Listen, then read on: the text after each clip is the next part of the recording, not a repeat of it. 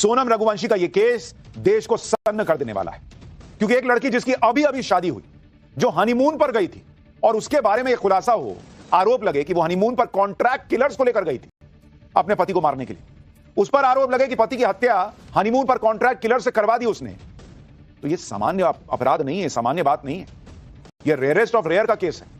क्योंकि आपने इससे पहले कब सुना था कि किसी पत्नी ने अपने पति की हत्या हनीमून पे करवा दी और साथ में कॉन्ट्रैक्ट किलर लेके गई है, वहां मरवा दिया पति को? यह आरोप लग रहा है भाई।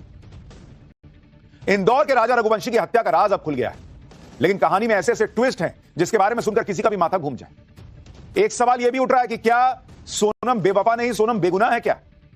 सोनम के पिता क्या कहानी बता रहे हैं, आज आपको यह भी बताऊंगा। राजा रघुवंशी जो अपनी पत्नी सोनम के साथ हनीमून के लिए मेघालय गए थे, जहां राजा का मर्डर हो गया, बहुत ही कुछ सामान्य क्राइम की घटना नहीं। आपने पहले कभी सुना है कि हनीमून पर इस तरह का मर्डर करवा दे पत्नी? यह झकझोर के रख देने वाली घटना है। इससे समाज का दबाव कहिए या फिर कुछ और, कि सोनम घर वालों को यह नहीं बता पाई कि वो राजा से शादी नहीं करना चाहती। इससे ज्यादा आसान सोनम के लिए शादी के बाद अपने पति का कत्ल करना लगा उसे। राजा के मर्डर के बाद सोनम गायब हो गई। सोनम को लेकर तरह तरह की चर्चाएं हो रही। सोनम कहां है, क्या सोनम को कुछ हो गया, इस तरह की बातें चल रही थी। क्या सोनम का भी मर्डर हो गया?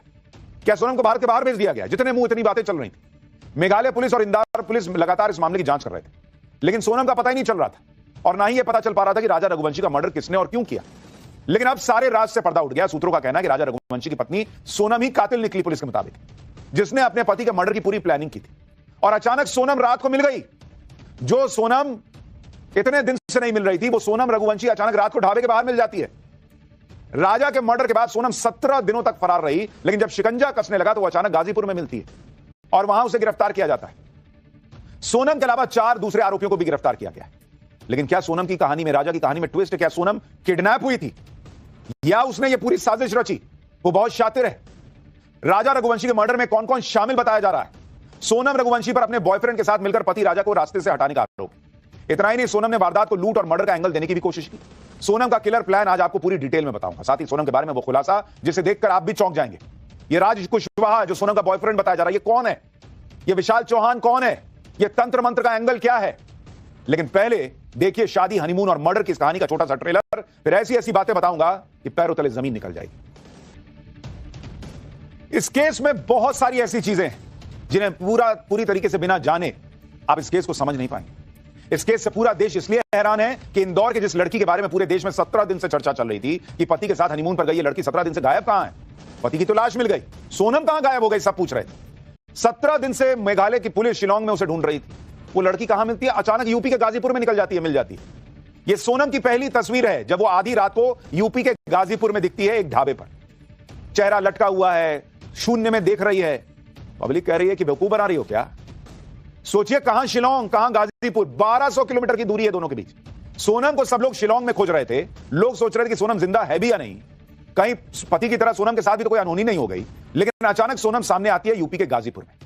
आप इसकी हालत भी देखिए, चेहरे पर कोई भाव नहीं, बदहवास हालत में दिख रही है। ब्लैक टी शर्ट और जींस पहने सोनम ऐसे दिख रही है कि जैसे सब कुछ लूट गया।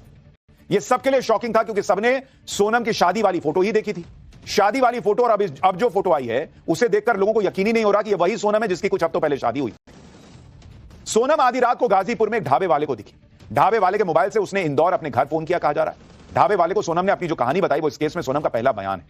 ढाबे वाले को सोनम ने बताया कि वो अपने हस्बैंड के साथ शिलांग घूमने गई थी, जहां कुछ लोगों ने उन्हें किडनैप करने की कोशिश की।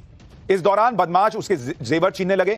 इसका विरोध करने पर बदमाशों ने उसके पति राजा को मार डाला, जिसके बाद बदमाशों ने उसे कई दिन तक कैद में रखा और फिर कार में गाजीपुर लेकर उसे सड़क पर फेंक कर फरार हो गए। पहले आप गाजीपुर के उस ढाबे वाले को सुन लीजिए जहां पर सोनम कल रात पहुंची थी। फिर आपको बताता हूं कि मेघालय पुलिस ने सोनम की कहानी को झूठा क्यों और कैसे बताया। पूछे तो वही बता रही थी कि इधर पैदल आ रहे हैं, उनको किसी ने मतलब गाड़ी से छोड़ दिया है, ऐसा ही कुछ बताई थी। और फिर वहाँ पे जब वो बैठी थी तो उनसे पूछे तो वही बता रही थी कि मेरा नाम सोनम है और अभी हमारा मई में शादी हुआ था, गए थे घूमने हस्बैंड के साथ। और उसके बाद कुछ लोग किडनैपिंग नहीं, उनका जो जेवर वेवर होता है वो चोरी करने लगते हैं, तो वो मना करती हैं। उसके बाद उनके पति को ऑन द स्पॉट मार दिया जाता है, ऐसा उन्होंने बताया हमको। और फिर उसके बाद वो बोलती हम बेहोश हो गए। फिर यहाँ पे हमको कैसे लाके छोड़ा गया इतना हमको कुछ आइडिया नहीं है, इतना ही बता रही थी वो।